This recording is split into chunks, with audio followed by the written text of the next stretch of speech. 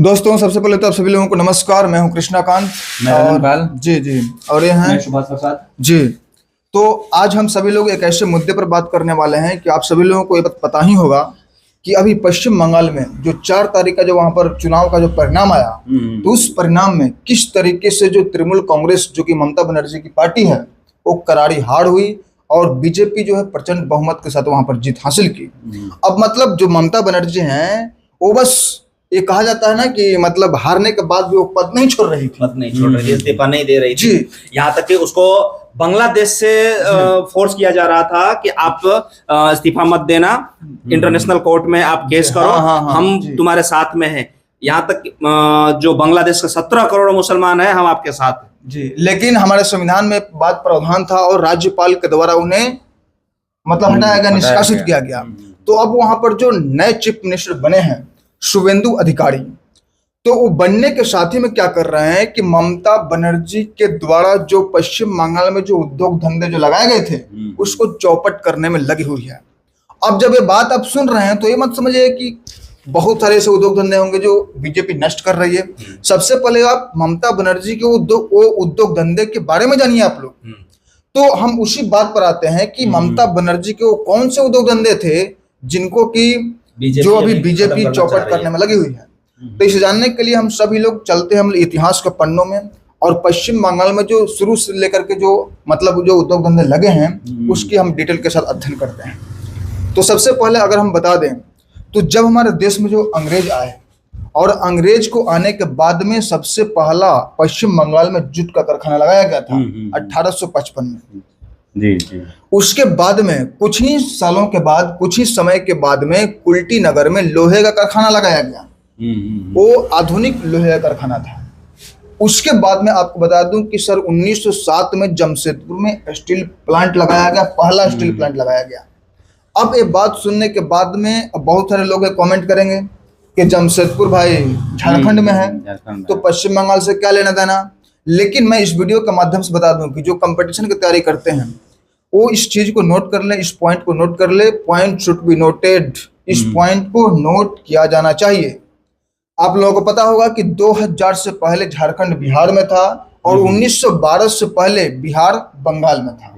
तो ये घटना 1907 की है। मतलब 1912 से पहले बिहार, झारखंड, उड़ीसा ये तीनों बंगाल में था और बंगाल से 1912 में बिहार अलग हुआ। उसके बाद में 1936 में उड़ीसा अलग हुआ। उसके बाद में 2000 में झारखंड अलग हुआ। तो इस तरीके से देखा जाए तो 1912 के पहले ये सभी क्या थे, ये बंगाल में ही था। तो 1907 में जमशेदपुर में पहला स्टील प्लांट लगाया गया। अब उसके बाद में आपको बता दूं कि जब हमारा देश आज़ाद हुआ, मतलब इस तरीके से देखा जाए तो बहुत सारे मतलब उद्योग धंधे की वहां पर कारखाने लगाए गए। और उसके बाद में जब हमारा देश आज़ाद हुआ 1947 में, तो हमारे देश को आज़ाद होने के बाद में सबसे पहला आम चुनाव कब हुआ सर? 1952 में। जी जी, आपने बिल्कुल सही बोले, 1952 में। तो पहला आम चुनाव जब 1952 में हुआ तो पश्चिम बंगाल में कांग्रेस पार्टी की सरकार बनी और 1952 से लेकर के लगभग 1977 तक, मतलब लगभग 25 वर्षों तक वहां पर कांग्रेस की सरकार रही।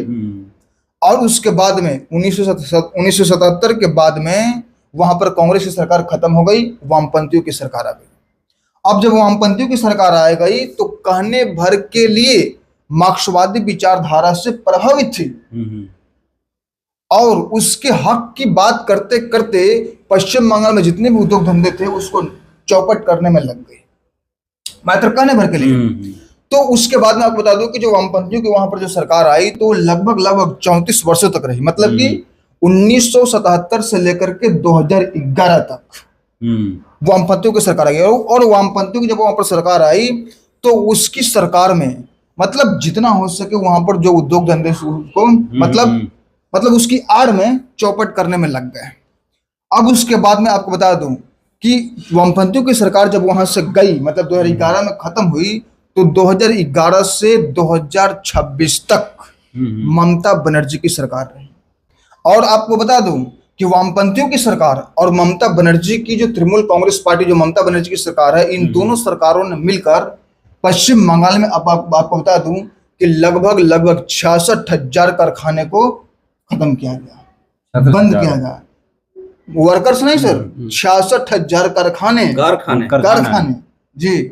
और अगर एक कारखाने में सबसे कम अगर व्यक्तियों की बात किया जाए, जो वहां पर लेबर जो काम करते थे, सबसे कम अगर आंकड़ा लेके चलते हैं तो 100, तो 66,000 में अगर 100 से मल्टीप्लाई करते हैं तो कितना आएगा? 66 लाख। 66 लाख लोगों की जो मतलब जो व्यवस्था है, जो मतलब रहने सहने, मतलब जो भी आर्थिक की जो व्यवस्था है पूरी तरीके से चरमरा गई, उनकी दयनीय स्थिति चरमरा गई।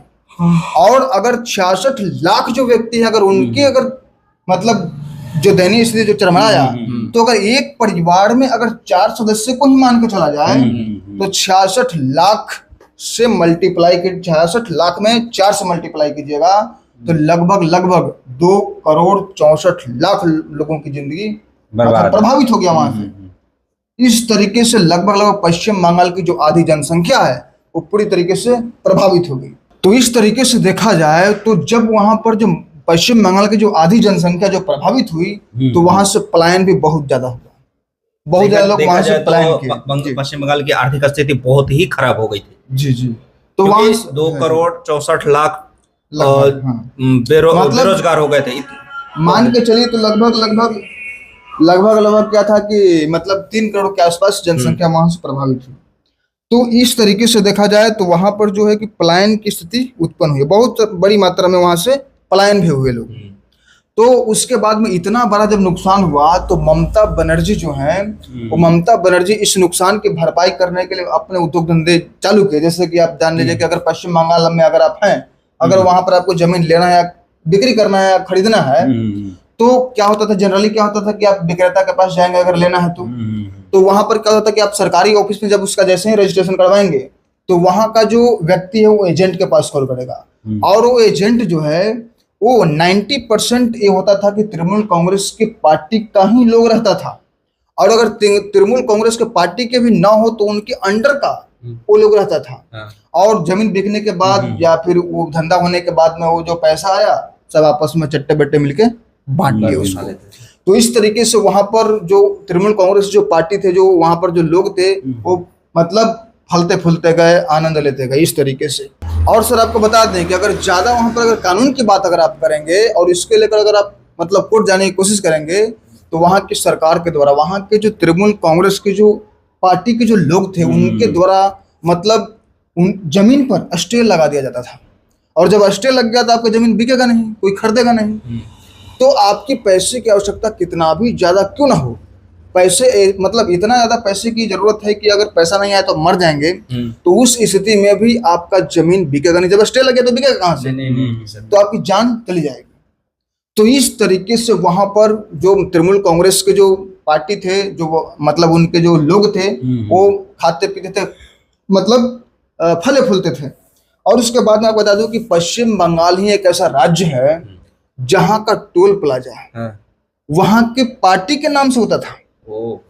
अगर आप अक्सर जगह ऐसा देखेंगे कि टोल प्लाजा के पास जो वहां पर टैक्स लगता है, जो पैसे लगते हैं, टोल टैक्स जो लगता है वो जनरली क्या होता है, या तो केंद्र सरकार के खाते में जाती है पैसा, और नहीं तो राज्य सरकार के खाते में जाती है। लेकिन पश्चिम बंगाल समूचा एक ऐसा राज्य है जहां टोल प्लाजा तृणमूल कांग्रेस के पार्टी के नाम पर थे, और वो टोल प्लाजा ऐसे जगह पर रहते थे जहां पर अगल बगल में जो कोयले की खदान है वहां पर होती थी, और ताकि टोल टैक्स ज्यादा वसूल किया जा सके। और 4 चक्के का अलग, 8 चक्के का अलग, 14 चक्के का अलग, 16 चक्के का अलग।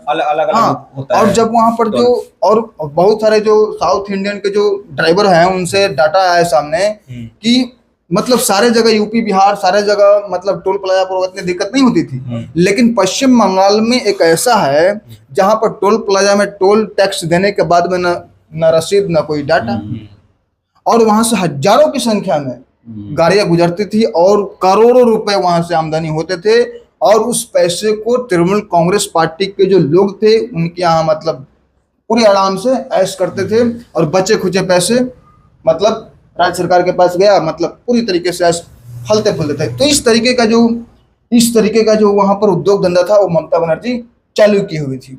तो जैसे ही जो बीजेपी की जो सरकार आई वहां पर, जो शुभेंदु अधिकारी जैसे ही वहां के जो चीफ मिनिस्टर बने, तो उसके बाद में देखा गया कि एक टोल प्लाजा वहां से गायब है।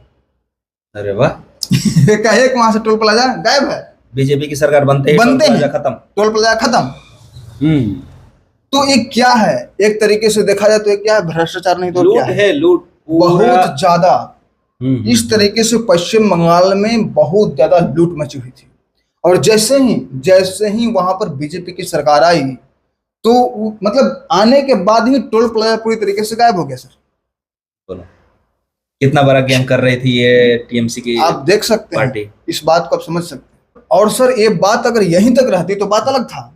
अभी आप लोगों को पता होगा कि पहले क्या था कि ईडी अधिकारी जो आईपेक जो एक संस्था थी, मतलब आईपेक एक ऐसा संस्था है जो प्रशांत किशोर जी के द्वारा बनाया गया था। मतलब चुनाव के समय चुनावी रणनीति कैसे बनाया जाए, उस तरीके का वहां पर रणनीति बनाया जाता था। तो वहां के जो व्यक्ति था, जो अधिकारी था आईपेक के, उसको बहुत बड़ी मात्रा में फीस दिया जाता था। और ये आईपेक जो संस्था थी वो ममता बनर्जी का ब्लैक मनी व्हाइट मनी में कन्वर्ट करने के लिए बनाया गया था। समझिए, तो बनाया गया था, वो एक संस्था ऐसा था। तो वहां पर जिस तरीके से ईडी अधिकारी के द्वारा छापा मारा गया, तो ममता बनर्जी किस तरीके से ईडी अधिकारी के ऑफिस में जाकर के वहां आईपेक का मतलब जो उसके खिलाफ में जो छापा चल रहा था, तो वहां की फाइलों को कैसे छीन लिया गया।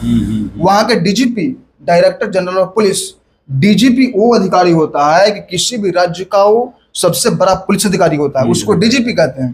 तो डीजीपी को साथ में लेकर गई थी, मतलब डीजीपी राजीव कुमार उस समय थे, मतलब पश्चिम बंगाल के। तो राजीव कुमार को साथ में लेकर गए ताकि हमें फाइल को छीनने से कोई रोके नहीं। तो इस तरीके से ममता बनर्जी के द्वारा यहाँ तक हरकत किया गया। और खुलेआम बाहर अगर कहती थी कि हमारे जो भी कार्यकर्ता हैं एकदम निश्चिंत रहिए, हमारे रहते हुए कोई छू नहीं सकता है। एक तरीके से देखा जाए तो क्या है, अपनी मनमानी, दादागिरी जो भी बोल सकते हैं, ये चीज सीधे एकदम कैसे जैसे लगता है कोई फिल्म शूटिंग हो रहा हो, उस तरीके से रौला में जाती हैं, डीजीपी को साथ में लेकर जाती हैं, सीधे ईडी अधिकारी के ऑफिस में घुसते हैं और फाइल को छीन लेते हैं। उनके जितने भी काले कारनामे, काले चिट्ठे का जो फाइल बना होता है, वो एक डीजीपी के सहारे जो भी कलेक्ट किया हो रहता है, जो भी कलेक्ट किया हो रहता है, हाँ जी, उनको तो छीन लिया जाता है। तो इस तरीके से ममता बनर्जी का वहां पर मतलब ऐसा दबदबा था, ऐसा मतलब ऐसो आराम थी, ऐसा धाक चलता था।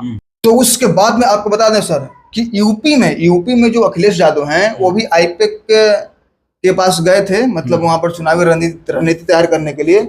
जब अखिलेश यादव को ये बात पता चला, तो तुरंत कह दे कि हमें कोई लेना देना नहीं है, आपसे कोई लेना देना नहीं है। उनको लगा कि अगर हमारे पीछे भी पड़ गया तो भाई हमारा भी कहीं ऐसा ना हो जाए कि उस समय जेल वेल का लफड़ा हो जाए, हम चुनाव भी न लड़ सके। तो इसलिए अखिलेश यादव क्या किया कि आईपेक के पास गए और कहा कि हमें तुमसे कोई रणनीति नहीं लेना है। इस तरीके से अखिलेश यादव पत्ता झाड़ लिए। अब सर एक बात और बता दें आपको कि बात अगर यहीं तक रहती तो ठीक था। अभी आप लोगों को पता होगा कि बांग्लादेश में चुनाव हुआ और वहां पर इस्लामी जमात एक पार्टी है जो कि जीती है। और वो यहाँ पर ध्यान दीजिएगा, इस्लामी जमात जो पार्टी है बांग्लादेश की, वो भारत विरोधी बयान देने के लिए प्रसिद्ध है। और वो पार्टी यहाँ पर ध्यान देने वाली बात है कि जितने भी जो भारत से सीमा वाली जो क्षेत्र है, उस जगह पर ही वो जीता है। और किस तरीके से बांग्लादेश के जो लोग थे, किस तरीके से एकदम एक क्या टारगेट के साथ सिर्फ जो भी भारत से जो सीमा रेखा जहां से मिलता है बांग्लादेश का, वहां जीता है, मतलब सीमावर्ती क्षेत्रों में जीता है। और वहां पर ये कहा गया था, मतलब इस्लामी जमात जो वहां पर पार्टी, उनके द्वारा ये कहा गया था कि हम जब ये यहाँ पर जीते हैं तो हम बिहार, उड़ीसा, पश्चिम बंगाल और बांग्लादेश के कुछ इलाके को मिलाकर के एक ग्रेटर बांग्लादेश का निर्माण करेंगे। और इस ग्रेटर बांग्लादेश का जो प्राइम मिनिस्टर होगा वो ममता बनर्जी होगी। अरे वाह, इस तरीके का बयान दिया जाता था। इतना बड़ा साजिश चल रहा था। तो यहाँ पर ये देखा जाए तो अब कोई लोग कहेंगे कि मान लीजिए कि अगर कोई दुश्मन देश अगर किसी के खिलाफ में अगर ऐसा बयान दे, तो उस बयान को प्रचार कैसे कर सकते हैं, मतलब कैसे समझ सकते हैं कि हाँ ममता बनर्जी भी हामी थी, इसके लिए तैयार थी, कैसे मान सकते हैं। मान लीजिए कोई आरोप लगाएगा तो कैसे आप कह दीजिए कि ममता बनर्जी मुझसे मिली हुई है। लेकिन यहाँ पर मैं ये कहना चाहता हूँ, ये नहीं कहता हूँ कि ममता बनर्जी उनसे मिली हुई थी, लेकिन एक बार भी ममता बनर्जी के द्वारा इस बयान को खंडन नहीं किया गया।